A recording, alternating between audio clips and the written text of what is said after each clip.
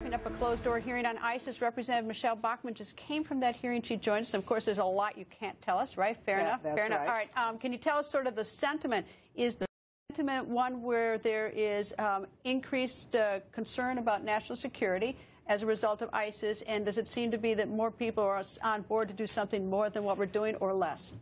No, absolutely. And this is totally bipartisan. On Intelligence Committee, it's a pleasure to serve because it's a very bipartisan committee, as it should be. We had all of the high power figures from the administration in the room, and we dealt not just with ISIS, but all of the other issues that are going on, aggression from China, also with Ukraine, and a number of areas. But it was really focused on ISIS more than anything. That's really what's capturing people's attention. And so those of us in the committee asked a lot of questions. This isn't new to us. We've studied this for well over 2 years. We saw this go up tempo.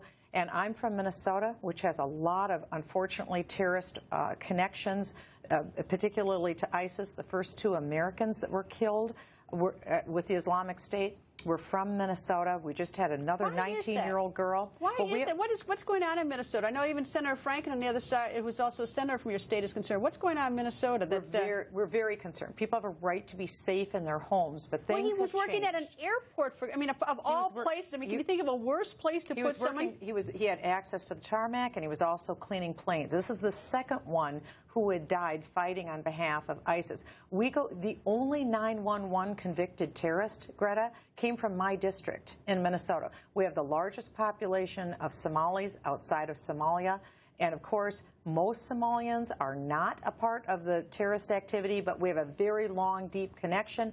At least 50 have gone to fight for al-Shabaab. We now have at least 20 that have gone to fight with ISIS. And it's very concerning. So because of that, earlier this summer, and this was classified at the time, I asked the FBI for a meeting, and I asked them if there were Minnesotans who were fighting with the Islamic State. That was classified information at the beginning of this summer. Now it's known. And it was known back in the beginning of the summer. Oh, it's been known. Yes, at the beginning of the summer. But we've known. How long has that been known? Because President Obama, was quite flippant. We keep hitting him over the head with this JV thing, but there are huge consequences. We saw Fallujah fall, and he still thought it was JV at the same time. The committee has known about ISIS for well over 2 years. We saw the up-tempo probably beginning especially in the fall of last year, well over a year. If the committee knows it, I mean, I take it the people who are briefing the committee are the same people who work for President Obama, yes. right? Yes. So what's been the reason why, has President Obama just been, trying to protect us and keep it all quiet to himself while he's busy doing something, or has he been sort of cavalier and thinking this is the JV team and not paying attention to it? I can't tell you what the president's reasoning is, because I don't know. But I do know that all of this information was available to the White House on a daily basis. They knew what we knew, and probably even more. And as I saw this go up tempo, when I asked the FBI for the briefing, they told me, yes, there are Minnesotans that are in Syria fighting for the Islamic State. I asked them this question, Greta. It was, if these individuals want to come back to the United States, they have U.S. passports, would they be allowed to do so? I was blown away when the FBI told me they could come back into the United States. Which is why you have introduced a bill which is, as in some way, a companion to Senator Cruz, which is what? Yes, and my legislation would say that if you've joined with the Islamic State, you will have your passport removed and you'll begin the process of losing your United States citizenship. You will not be allowed to re-enter the United States.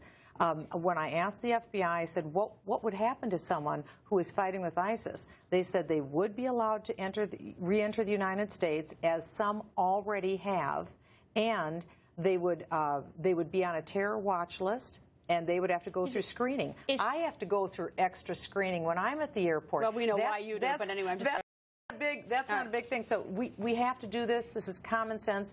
We can't allow these Islamic State fighters to come back into our country. I want to get some sort of sense of how much interest, I realize you just introduced it today. Do you have any Democrats or other Republicans who've signed on with you yet? Oh, I've already had some text me and say, sign me on to your legislation.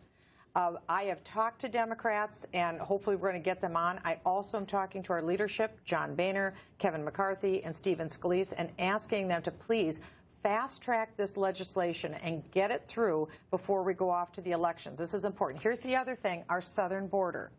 Nothing has changed on our southern border in light of the ISIS threat. That is not good news, and that's why we cannot allow anyone to come back into the United States who's decided to fight with the Islamic State.